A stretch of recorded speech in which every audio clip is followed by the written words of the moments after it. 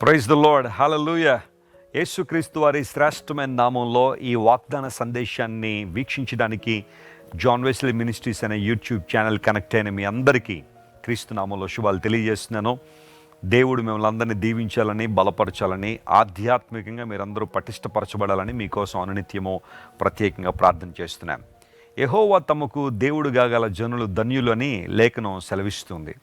దేవుణ్ణి మనం కలిగి ఉండడమే గొప్ప భాగ్యం. ఆయన కలిగి ఉండడమే గొప్ప ధన్యత. ప్రపంచంలో చాలామంది దేవుడు లేక బ్రతికేస్తూ ఉన్నారు, ఆయన లేకుండా జీవించాలని ప్రయాసపడుతున్నారు. కానీ ప్రభువుని కలిగి ఉండడం గొప్ప ఆధిక్యత మరియు ఆశీర్వాదం. మీ అందరి జీవితాల్లో దేవుడు ఇప్పటికీ ఎన్నో మేళ్ళు, ఆశ్చర్యకార్యాలు జరిగించారు. వాటిని ఎప్పుడూ మర్చిపోకుండా ఆయన్ను సేవిస్తూ, ఆయన ఆరాధిస్తూ, ఆయన స్తుతిస్తూ మీరందరూ ముందుకు సాగిపోవాలని దేవుని సేవకునిగా మనస్ఫూర్తిగా కోరుకుంటూ ఉన్నాను. ఈరోజు వాగ్దానం చదువుకుందామా? పరిశుద్ధ గ్రంథం ఉంటే తెరవండి. బైబిల్ మీ దగ్గర ఉందా? దేవుని మాట, బైబిల్ గ్రంథం 17వ కీర్తన 15వ వచనం చదువుతున్నాం. Psalm 17 and verse 15.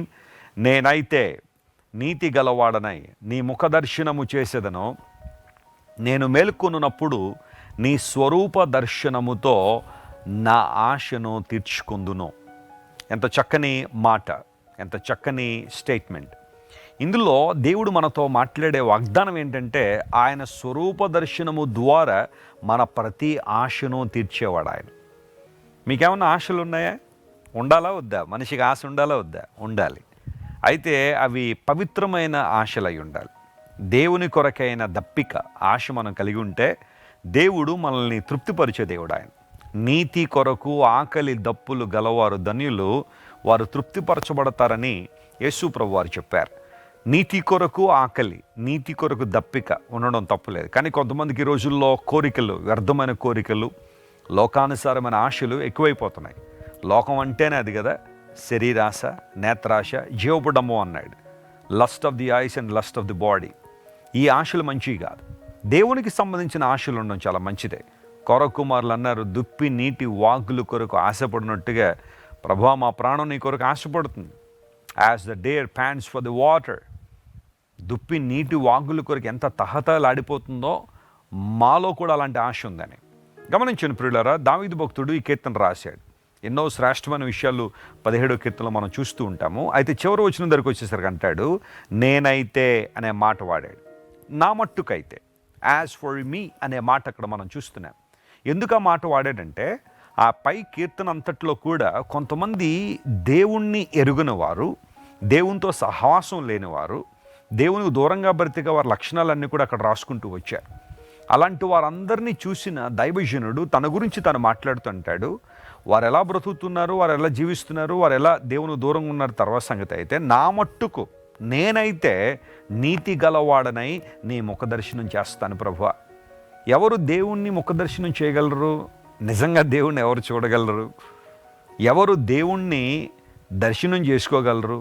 చాలామంది మేము ఒక చోటకి వెళ్ళి వచ్చామండి, దేవుణ్ణి చూసి వచ్చామండి అంటారు. నిజంగా దేవుణ్ణి చూశారా అంటే అక్కడ ఏదో చూసి వచ్చారు, వాళ్ళు దేవుణ్ణి చూసాము అనుకుంటున్నారు.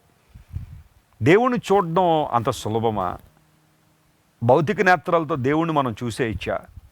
గమనించండి ప్రియులారా, నీతి గలవాడనై నేను నీ ముఖదర్శనం చేస్తాను. నిజంగా దేవుడిని ఎవరు చూడగలరు? ఆయన ప్రసన్నతను ఎవరు అనుభవించగలరు? ఆయన మహిమా ప్రభావాలను ఎవరు వీక్షించగలరంటే దేవుని నీతితో నింపబడిన వారు. ఆమేన్, ప్రైజ్ ది లార్డ్. దేవుని నీతితో తమ్మును తాము అలంకరించుకున్నవారు. యేసుక్రీస్తు ప్రభు వారి లోకానికి వచ్చి సిలువలో మనందరి కోసం మరణించి ధారధారలుగా తన రక్తాన్ని కార్చింది ఎందుకు అంటే మనలందరినీ కూడా నీతిమంతులుగా చెయ్యాలని. మనందరం స్వనీతితో నింపబడ్డాం. మన సొంత కార్యాలు, సొంత ఆలోచనలు, సొంత భక్తితో దేవుని మెప్పించేయాలనే ఆలోచన మనలో ఉంది. దుర్నీతితో నింపబడిన వారు కొంతమంది, అవినీతితో నింపబడిన వారు మరికొంతమంది. అయితే యేసు ప్రభువు వారు సిలువలో మన కోసం ఎందుకు మరణించారంటే మనందరినీ కూడా తన నీతితో నింపడానికి. Jesus wanted to impute his righteousness into our lives. ఆయన చేసిన గొప్ప మేలు అది. ఎప్పుడైతే నీతిమంతులుగా మనం తీర్చిదిద్దబడుతున్నామో అప్పుడు దేవుని ముఖ దర్శనం చేస్తున్నాము, ఆయనతో సహవాసం చేయగలుగుతున్నాం. క్రీస్తు ప్రభు యొక్క ప్రేమ మాధుర్యాన్ని స్పష్టమైన రీతిలో మనం అర్థం చేసుకోగలుగుతున్నాం. ఆయన కోసం బ్రతకాలనే ఆశ మనల్ని నడిపిస్తుంది. కారణం ఏంటో తెలుసా? నీతి గలవారమై ఆయన ముఖదర్శనం చేస్తున్నాం. నాకేవైతే ఆశలు ఉన్నాయో, నాకేవైతే కోరికలు ఉన్నాయో, నాకేవైతే అవసరాలు ఉన్నాయో అవన్నీ కూడా యేసుక్రీస్తు ప్రభు యొక్క స్వరూప దర్శనములో తీర్చబడుతున్నాయి. ఎంత చక్కని మాట ఇది. నీ ఆశలు ఎక్కడ తీర్చబడుతున్నాయి? ఎటు పరిగెడుతున్నావు? లోకంలో వెతికి వెతికి అలసిపోయిన వారు చాలామంది ఉన్నారు. వేటి కోసం? సంతృప్తి కోసం, సమాధానం కోసం, సంతోషం కోసం అలసిపోయారు. తమతో పాటు ఉన్న వాళ్ళని కూడా ఇబ్బంది పెట్టేశారు. కానీ దేవుణ్ణి వెంబడించేవారు, క్రీస్తు ప్రభు యొక్క ప్రేమ మాధుర్యాన్ని అర్థం చేసుకున్నవారు ఆయన స్వరూప దర్శనంతో తమ ప్రతి ఆశను తీర్చుకుంటున్నారు. ప్రభునందు ప్రియులరా, సమరయ స్త్రీ జీవితాన్ని పరిశీలన చేస్తే ఆమె ఏదో ఒక ఆశను తీర్చుకోవడానికి బావి దగ్గరికి వచ్చింది, సుకార్ అనే ప్రాంతంలో. యేసు ప్రభు ఆ ప్రాంతానికి వెళ్ళి ఆమెను దర్శించి ఆమె హృదయంలో మార్పు తీసుకొచ్చిన తర్వాత ఆమె గ్రామంలోనికి పరిగెత్తి యేసు ప్రభుని గురించి సాక్ష్యం చెప్పడం ప్రారంభించింది. ఒకప్పుడు గ్రామంలోంచి వెలుపలకు వచ్చింది తన ఆశను తీర్చుకోవాలని, లోక సంబంధమైన ఆశలు తీర్చుకోవడానికి. కానీ ఎప్పుడైతే ప్రభువుని అంగీకరించిందో గ్రామంలోనికి వెళ్ళి ప్రభు గురించి చెప్పడం ప్రారంభించింది. That's the transformation. అది ఒక రూపాంతర అనుభవం. ఈరోజు నీ ప్రతి ఆశను తీర్చగలిగిన దేవుడు ఆయన. బంధువులు తృణీకరించారని ఏడుస్తున్నావా? స్నేహితులందరూ వదిలిపెట్టేశారని బాధపడుతున్నావా? ఇంతవరకు నిన్ను ప్రేమించిన వారందరూ దూరం అయిపోయారు, మోసం చేశారని ఏడుస్తున్నావా? ఒక్కసారి ప్రభు పాదాల దగ్గరికి రా, ఆయన వైపు చూడు ఒకసారి. నీ ప్రతి ఆశను తీర్చగలిగిన వాడు ఆయన. నీకు ఆదరణ ఇవ్వగలిగిన వాడు, సంతోషం ఇవ్వగలిగిన వాడు, సమాధానం ఇవ్వగలిగిన వాడు, సంతృప్తితో నీ జీవితాన్ని ముందుకు కొనసాగింప శక్తి కలిగిన దేవుడు ఆయన. ఆయన వైపు చూస్తావా? ఈరోజు ఈ వాగ్దానాన్ని క్లెయిమ్ చేసుకుని ప్రభువును స్తుతించండి. బలమైన కార్యాలు మీ జీవితంలో దేవుడు జరిగిస్తాడు.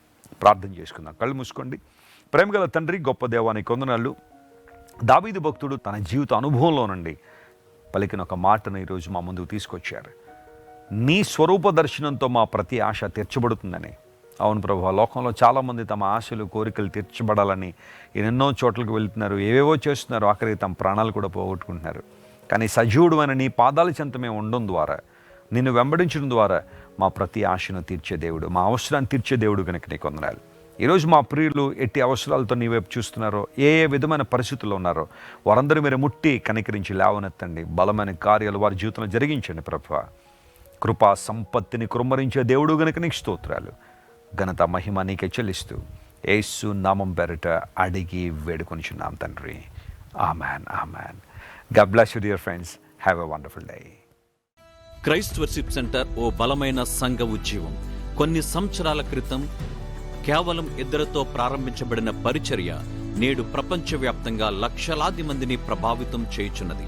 రాజమండ్రి, సికింద్రాబాద్, బెంగళూరు, నెల్లూరు, దుబాయ్, బెహ్రైన్, కరీంనగర్, విశాఖపట్నం, గద్వాల్, కొవ్వూరు, మలకపల్లి, శ్రీలంక, భూటాన్, అడ్డతీగల, పాలమూరు, ఒంగోలు, బళ్ళారి, కోరుకొండ, పోతవరం, నల్లజర్ల, వెంకటరామయ్యగూడెం, మచిలీపట్నం, ఇందిరానగర్లతో పాటు అనేక గ్రామాల్లో క్రైస్ట్ వర్షిప్ సెంటర్ ఆరాధనలు జరుగుచున్నవి. వాక్య సంబంధమైన ఉద్యమంలో, పరిశుద్ధాత్మ సంరక్షణలో కొనసాగాలనుకునే ప్రతి ఒక్కరికి మా ప్రేమపూర్వక ఆహ్వానాన్ని అందిస్తున్నాము. రండి, ఆత్మతో సత్యముతో ప్రభువైన యేసుక్రీస్తును ఆరాధిద్దాం.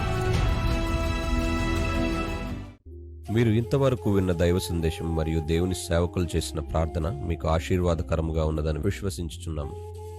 ఈ సందేశాన్ని మీ స్నేహితులకు, బంధువులకు షేర్ చేయండి. మీకు ఏదైనా ప్రార్థన అవసరత ఉన్నచో మా ఫోన్ నంబర్లకు కాల్ చేయండి. దేవుడు మిమ్మల్ని ప్రేరేపిస్తే విశ్వాసంతో సాగుచున్న ఈ పరిచర్యను ప్రోత్సహించండి. మరిన్ని వర్తమానాలు, పాటలు వినుటకు జాన్ వెస్లీ మినిస్ట్రీస్ అను మా యూట్యూబ్ ఛానల్ను సబ్స్క్రైబ్ చేసుకొనండి.